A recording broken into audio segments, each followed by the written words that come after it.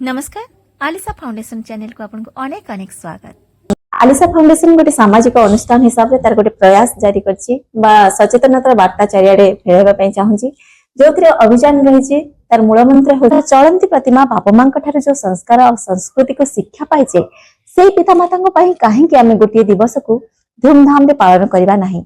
एई प्रयास को आमे सरकार को माध्यम रे गोटे दिन कैलेंडर रे फिक्स करबा पई चाहू। एहा पर आपनकर मतामत टिक रखिबा को चाहूची।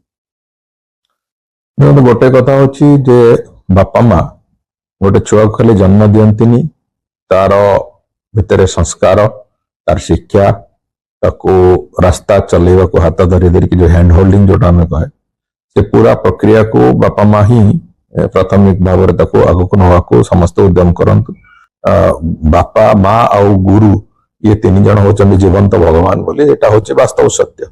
बापा माँ जेते बार्धक्य आसु जेते रोगग्रस्त हुअंतु जदि तांका शेष पर्यंत गोटे पुओ तार सेवा न करि परिवो गोटे झियो तांकर देखा रखा न करि परिवो ताठु अधिक अभिशप्त जीवन मनीष पई किछि नुहे। तबे कोची निश्चित भाव आपण माने जो अभिनव उद्यम आरंभ करछन पिता माता दिवस पालन करवा आवश्यकता अछि सेथिरे मो भी ताकू समर्थन करछु।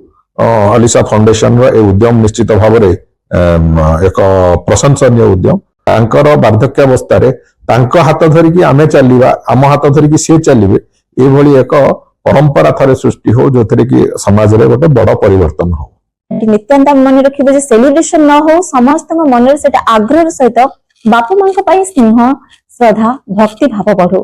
तेणु सरकार एहा ऊपर जेमती अधिक रु अधिक गुरुत्व दे घोषणा कर दियंतु गोटे कैलेंडर रे विश्व कैलेंडर रे स्थान देबा पई घोषणा कले हुए तो समस्त मन रे ए आग्रह अधिक रु अधिक जागृत हेबो।